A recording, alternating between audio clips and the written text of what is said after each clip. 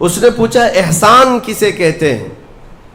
اب جواب میں میرے آقا صلی اللہ علیہ وسلم نے 2 جملے ارشاد فرمائے، وہ ہماری پوری زندگی کو گھیرے ہوئے ہیں۔ کیا فرماتے ہیں؟ میرے عزیزو، لوگوں کے احوال اور ان کے کوائف الگ الگ ہیں۔ تم اگر لوگوں کے لیے جیتے رہو گے تو کبھی قرار و سکون نہیں آ سکتا۔ اسی لیے صحابہ اکرام رضوان اللہ تعالیٰ علیہم اجمعین علی اعلان یہ کہتے تھے۔ حضرت خبیب ابن عدی جب پھانسی پر چڑھائے گئے، سولی دی جا رہی تھی اور انہیں مکہ والے پتھر مار رہے تھے، تب انہوں نے اعلاناً یہ کہا تھا کہ مجھے اس بات کی پرواہ نہیں کہ لوگ مجھے کیا کیا گالیاں دے رہے ہیں، مجھے اس بات کی پرواہ نہیں کہ تم میرے ہاتھ کاٹ رہے ہو، ناک کاٹ رہے ہو، کان کاٹ رہے ہو اور گلا کاٹنے والے ہو، مجھے اس بات کی پرواہ نہیں، لیکن مجھے اس بات پر فخر ہے کہ میں مر رہا ہوں تو اللہ کی رضا میں مر رہا ہوں۔ میں اگر دنیا سے جا رہا ہوں تو حالت اسلام میں جا رہا ہوں، اس بات کا مجھے فخر ہے۔ عزیزان گرامی وقار، اسی بات کی آج ضرورت ہے کہ آپ کیا پہن رہے ہیں، کیا کھا رہے ہیں، کس طرح چل رہے ہیں، کس طرح بیٹھ رہے ہیں، یہ لوگوں کے لیے نہیں ہے۔ ہماری زندگی کے طور طریقے جو کچھ بھی ہونے چاہیے وہ اللہ اور اس کے رسول کے لیے۔ ایک حدیث میں آپ کو بتاتا ہوں جس کا آخری والا حصہ گفتگو کا اصل مقصد ہے۔ ایک بار رسول پاک صلی اللہ تعالیٰ علیہ وسلم مجلس میں بیٹھے ہیں صحابہ کے، ایک اجنبی شخص آیا، مجلس میں آیا، آ کر کے سیدھے حضور پاک صلی اللہ علیہ وسلم کے قریب بیٹھ گیا، اتنا قریب کہ اپنے گھٹنے حضور کے گھٹنے سے لگا لیا، قریب سے قریب ہو کر بیٹھا۔ صحابہ اکرام اور بھی مجلس میں تھے، سب دیکھ رہے تھے، اور وہ اجنبی جو شخص آیا تھا اس کو کوئی بھی پہچانتا نہیں تھا۔ اس نے آتے ہی سوالات کرنا شروع کیا۔ سب سے پہلے اس نے پوچھا مل ایمان، ایمان کسے کہتے ہیں؟ رسول پاک صلی اللہ تعالیٰ علیہ وسلم نے جواب دیا، اس بات کا اقرار کرو کہ اللہ تبارک و تعالیٰ کے سوا کوئی معبود نہیں، محمد صلی اللہ تعالیٰ علیہ وسلم اللہ کے رسول ہیں، فرشتوں پر اور اللہ کی کتابوں پر، رسولوں پر، تقدیر پر، قیامت کے دن پر اور مرنے کے بعد دوبارہ زندہ ہونے پر یقین رکھنا۔ اس اجنبی شخص نے پوچھا مل اسلام، پھر اسلام کیا ہے؟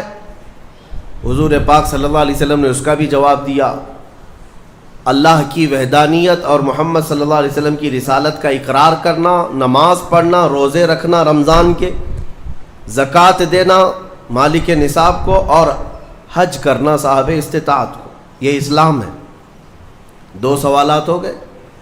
تیسری مرتبہ اس نے سوال کیا مل احسان، احسان کیا چیز ہے؟ احسان نیکی کو کہتے ہیں، احسان یہی پورا تصوف ہے جس کو لے کر آج صوفیہ اکرام چلتے ہیں۔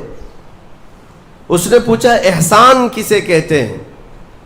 اب جواب میں میرے آقا صلی اللہ علیہ وسلم نے 2 جملے ارشاد فرمائے، وہ ہماری پوری زندگی کو گھیرے ہوئے ہیں۔ کیا فرماتے ہیں؟ ان تعبد اللہ کأنک تراہ وإن لم تکن تراہ فإنہ یراک۔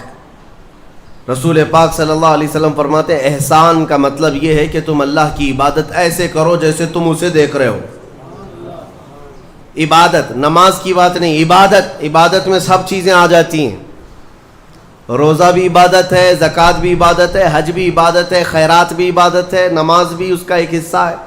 اور رسول پاک نے فرمایا یہ ساری عبادت ایسے کرو جیسے تم اللہ کو دیکھ رہے ہو، اور اگر تمہاری یہ کیفیت نہیں آ پاتی تو ایسی عبادت کرو کہ اللہ تمہیں دیکھ رہا، یہ خیال تو آ جائے کہ اللہ تمہیں دیکھ رہا ہے۔ اب وہ شخص جو سوالات کر رہا تھا اس نے ساری چیزوں کو کہا صدقت صدقت، ہاں آپ بالکل سچ کہہ رہے ہیں، سچ کہہ رہے ہیں۔ حضرت عمر فاروق فرماتے ہیں یہ کون اجنبی ہے، خود سوال بھی کرتا ہے اور خود تصدیق بھی کرتا ہے۔ جواب ملنے کے بعد کہتا ہاں بالکل آپ نے صحیح کہا۔ اخیر میں اس نے کہا متی الساعۃ یا رسول اللہ صلی اللہ علیہ وسلم، قیامت کب آئے گی؟ اس کے جواب میں رسول کریم صلی اللہ تعالیٰ علیہ وسلم نے مخفی انداز میں ارشاد فرمایا جتنا پوچھنے والے کو معلوم ہے اتنا ہی پوچھے جانے والے کو بھی۔ ہاں یہ اور بات ہے کہ میں اس کی علامتیں تمہیں بتا دیتا ہوں، پھر فرمایا جب تم دیکھو گے کہ عورت اپنا سردار جننے لگ جائے، مطلب یہ ہے کہ ماں باپ پر لو بچے حکومت کرنے لگ جائیں، اور ننگے پیر چلنے والے نیچ ذات کے لوگ بڑی بڑی بلڈنگوں میں فخر کرنے لگ جائیں، بڑی بڑی عمارتوں پر فخر کرنے لگ جائیں، حکومتیں اور کرسیاں ان کے ہاتھوں میں آ جائیں، اور پھر جب تم دیکھو کہ گانے باجے کی کثرت ہو جائے، یہ دوسری احادیث کا مفہوم بھی اس میں آپ کے ساتھ رکھ رہا ہوں، زنا عام ہو جائے، تب تم انتظار کرو کہ قیامت بہت قریب آ چکی۔ میرے عزیزو، حضرت عمر فاروق رضی اللہ تعالیٰ عنہ فرماتے ہم سب سن رہے تھے اور وہ اجنبی آیا اور سوالات کیا اور چلا گیا۔ حضرت عمر کہتے ہیں میں فوراً مجلس سے اٹھ کر باہر گیا کہ اس کو پکڑ کر کے پوچھوں کہ اتنے اہم سوالات کہاں سے لایا تھا، لیکن رسول پاک صلی اللہ علیہ وسلم نے مجھے بلایا، ادھر آؤ عمر۔ وہ کوئی مسافر نہیں تھا، وہ جبرائیل امین تھے جو تمہارا دین سکھانے آئے تھے۔ اتاکم جبرائیل یعلمکم دینکم، وہ تمہارا دین سکھانے تمہیں آئے تھے۔ بہرحال یہ حدیث جبرائیل اس کو کہتے ہیں۔ اس میں جو لفظ آیا ہے کہ تم اللہ کی عبادت ایسے کرو جیسے تم اسے دیکھ رہے ہو، یہ ہماری پوری زندگی کا حصہ ہونا چاہیے، پوری زندگی کا حصہ۔ اسی لیے میرے آقا صلی اللہ تعالیٰ علیہ وسلم سے سوال کیا گیا تھا، صحابہ نے پوچھا دنیا کی طاقتور چیزوں میں بڑی طاقت والی چیز کون سی ہے؟ ترتیب وار حضور اکرم صلی اللہ تعالیٰ علیہ وسلم نے ارشاد فرمایا لوہا ہے، لوہا بہت مضبوط چیز ہے۔ صحابی نے پوچھا کیا اس سے بھی زیادہ طاقتور کوئی چیز ہے؟ کہا ہاں اس سے بھی زیادہ اگر طاقت آگ میں ہے، کیونکہ آگ لوہے کو پگھلا دیتی ہے۔ پوچھنے والے نے کہا کیا آگ سے بھی زیادہ طاقت کسی میں ہے؟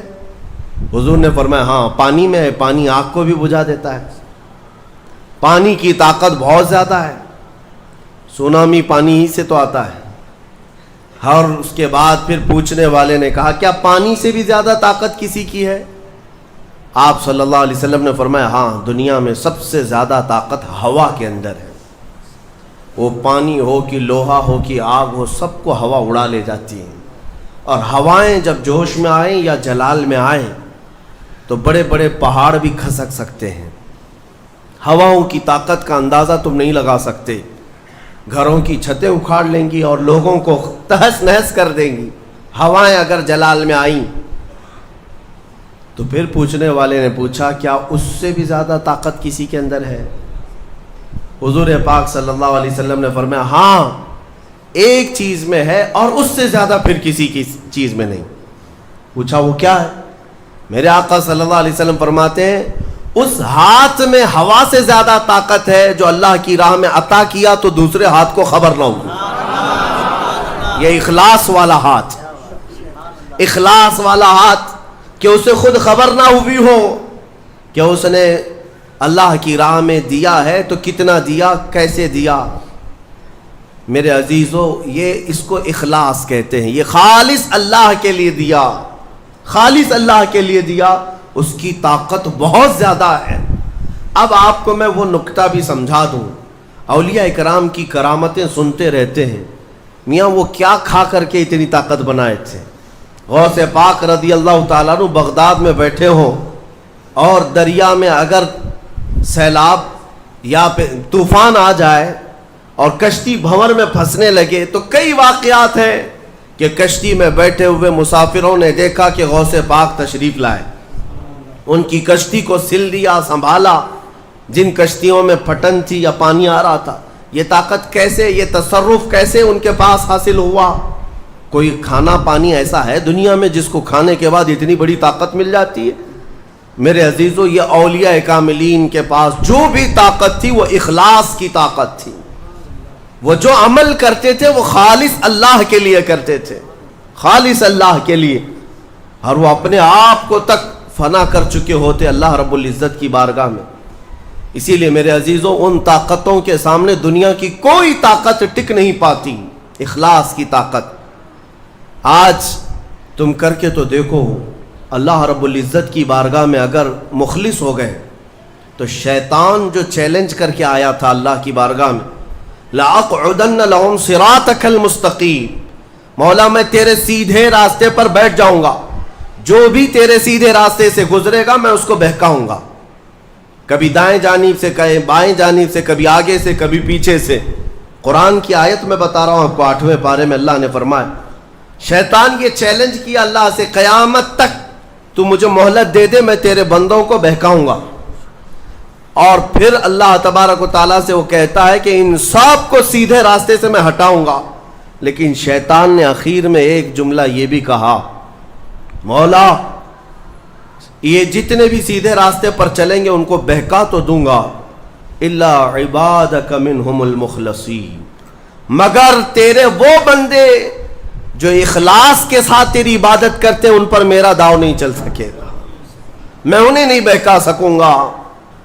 اب اندازہ کرو کہ شیطان جس کے پاس ساری طاقتیں آ جاتی ہیں باطل طریقے سے وقتی طور پر، وہ عاجز آ گیا، تو پھر دنیا کی یہ چھوٹی موٹی طاقتیں تمہارا کیا بگاڑ لیں گی؟ اگر اخلاص تمہارے اندر آ جائے، خلوص کی دولت آ جائے، دنیا میں جو کچھ بھی کر رہے ہو سب دکھاوے کے لیے نہیں ہے، کچھ عبادتیں ایسی ہیں جو تمہارے ساتھ راز رہے تمہارے اور تمہارے پروردگار کے بیچ۔ ہر بات کی تشہیر کرنا ضروری نہیں ہوتا کہ لوگوں کی مدد آپ نے کیا تو پیپر میں چھاپ دیا، اور آپ کوئی نیکی کر رہے ہیں تو ضروری نہیں ہوتا کہ ہر چیز کی تشہیر کی جائے۔ ہاں کچھ چیزوں میں حکمت اور مصلحت ہو سکتی ہے کہ لوگوں کو نیکی کی طرف بلانے کے لیے اعلان کیا گیا ہو، لیکن ہر چیز میں نہیں۔ عزیزان گرامی وقار، اخلاص جب کسی کے پاس ہو تو ایک اور حدیث میں آپ کو بتا دوں، بندے جو عبادت کرتے ہیں نا یہاں پر دنیا میں بھی، سب کا کچھ نہ کچھ ایک غرض ہے، کچھ نہ کچھ ایک مقصد ہے۔ آپ نماز کے لیے آئے ہیں یا نیکیاں کر رہے ہیں یا گناہوں سے بچ رہے ہیں تو کوئی تو غرض ہوگی، حدوں میں سے ایک چیز ہوگی، جہنم کا خوف ہوگا، اللہ کے عذابات سے ڈر لگتا ہوگا، اس لیے نماز پڑھ لیتے ہیں، پوری اپنی صحیح کر لیتے ہیں، یا تو پھر جنت کی نعمتوں کا شوق ہوگا کہ جنت میں جانا ہے، صحابہ تابعین اولیاء کاملین کے پڑوس میں رہنا ہے، یا تو شوق ہے یا تو ڈر ہے، اور یہ دونوں چیزیں بندے کو عبادت کرواتی ہیں۔ قیامت کے دن کے متعلق حدیث میں ملتا ہے، جب بخشے گئے ہوئے لوگ جن کو جنت بھیجا جا رہا ہے، جنتیوں کی بات کر رہا ہوں عام کی نہیں، تو اس میں 3 کیٹیگری ہوں گی۔ ایک جماعت وہ ہوگی جن سے اللہ تعالیٰ فرمائے گا کہ اے بندو تمہارے اوپر آج جنت کھول دی گئی، تم بخش دیے گئے ہو، تم عبادت کرتے تھے دنیا میں، بتاؤ کیوں کرتے تھے؟ وہ بندے کہیں گے کہ مولا تیری جہنم سے بڑا ڈر لگتا تھا، اس کے عذابات کا خوف تھا، اس لیے ہم عبادت کرتے تھے۔ رب تعالیٰ فرماتا ہے کہ جس چیز سے تم ڈرتے تھے میں نے آج بچا لیا، جاؤ میری جنت میں، ان کو جنت بھیج دیا جائے۔ دوسری ایک جماعت، ان سے رب تبارک و تعالیٰ پوچھے گا تم کیوں عبادت کرتے تھے؟ تم بھی جنت کے مستحق ہو گئے ہو، آج بخشے گئے ہو۔ وہ لوگ کہیں گے کہ مولا ہمیں تیری جنت کی نعمتیں سننے کے بعد اس قدر شوق تھا کہ ہم وہ نعمتیں حاصل کرنے کے لیے دن رات عبادت کیے، ذکر کیے، تسبیح پڑھے، اور آج کامیاب ہوئے۔ رب تعالیٰ فرماتا ہے میری جنت کی خواہش کرنا بھی نیکی ہے، جاؤ میں تمہیں جنت دیتا ہوں۔ وہ بھی جنت میں چلے گئے۔ تیسری جماعت تھی، ان سے پوچھا جائے گا تم کیوں عبادت کرتے تھے؟ تم بھی آج جنت کے مستحق ہو گئے۔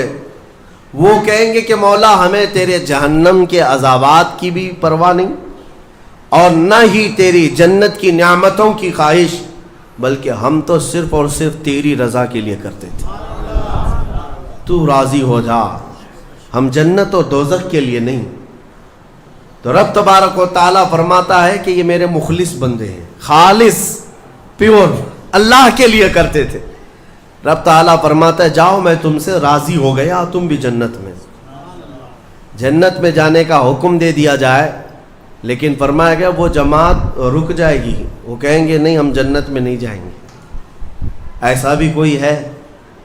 وہ کہیں گے کہ مولا اگر ہم جنت میں جائیں گے تو اندر جو جنتی ہیں وہ ہمیں تانا ماریں گے، تم بھی جنت کے لیے کرتے تھے اور بولے کچھ اور ہو، بدلہ تو تم نے بھی لے لیا عبادتوں کا، ہمیں اپنی عبادتوں کو بدلنا نہیں چاہیے. رب تبارک و تعالیٰ فرماتا ہے میری رضا یہی ہے کہ تم جنت میں چلے جاؤ, میں تم سے راضی ہو گیا. وہ پھر رکے رہیں گے کہ مولا ہم نے جنت کے لیے نہیں تیری رضا کے لیے کیا ہے. پھر حکم ہوگا فرشتوں کو کہ ان کے ہاتھوں اور پیروں میں بیڑیاں باندھو اور کھینچ کے جنت میں لے جاؤ. وہ ایک جماعت ایسی ہے. یہ کون لوگ ہیں جو مخلصین ہیں, خالصتاً اللہ کے لیے عبادت کرتے تھے. عزیزان گرامی وقار, جو اللہ رب العزت کے لیے کرنے والے لوگ ہیں, اللہ تعالیٰ ان کو ہمیشہ ذلت اور رسوائی سے محفوظ رکھتا ہے.